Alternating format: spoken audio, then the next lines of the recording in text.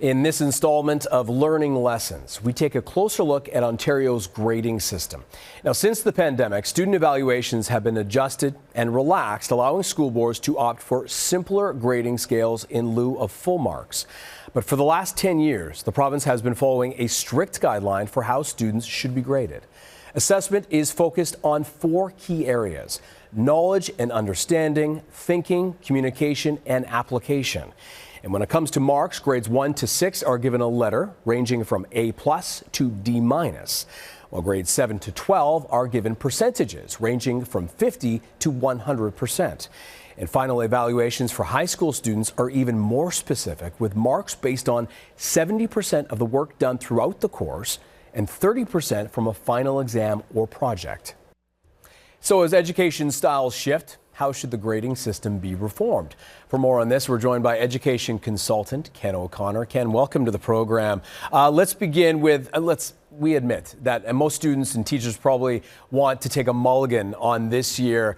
But that being said, how would you assess, given the fact that these students, not just this year, but moving forward, the same cohort, in terms of grading and assessing, how should that be treated?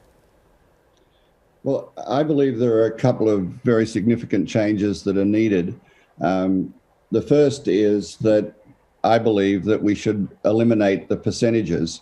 In other words, do for 7 to 12 what's done for 1 to 6.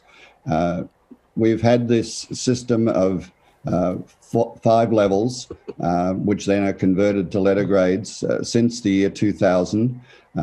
And the percentages really don't add anything to that. It would be far better if we just worked in terms of the 5 levels and the letter grades as the summary. And the other thing is the 70-30, which of course was basically eliminated during these 2 COVID years, because it sets a format that often does not lead to an accurate reflection of students' achievement. Yeah, we know that this year was so difficult, especially learning from home. But, overall, when it comes to the grades, they should be reflective of how the students are doing, where they are weak, where they are strong, where they need to work, etc.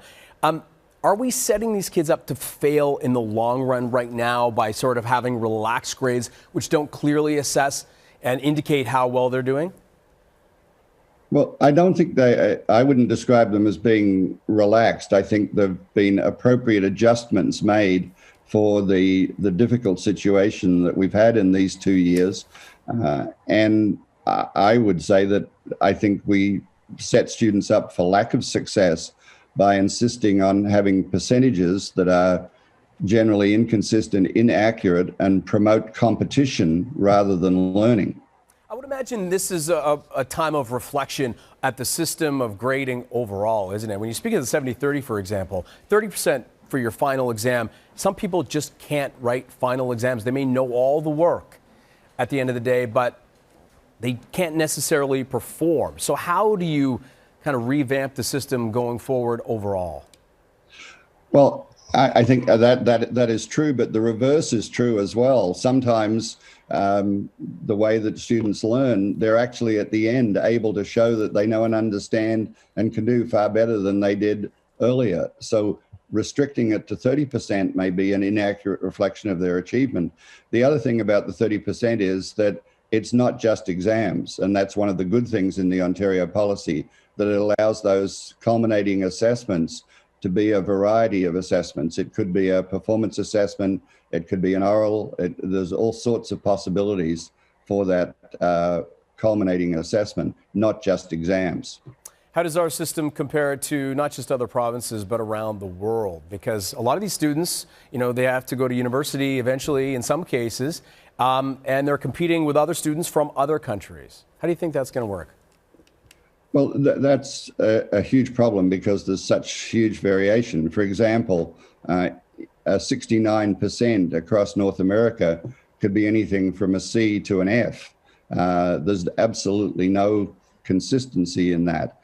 And so I think what we need to do is to make those grades have real meaning, that when we say a student has whatever we use as the symbol system, that this has real meaning. And percentages don't have real meaning. They provide a spurious precision. Okay, I'm going to give you 20 seconds. What grade would you give this government and moving forward in the system overall when it comes to shifting things and making real change? Maybe a B, because there are a lot of good things that have been done, but there are also some real inconsistencies. All right. A lot of things to think about. We appreciate your time and your insight. Education consultant, grading advisor as well, Ken O'Connor. Thank you, sir.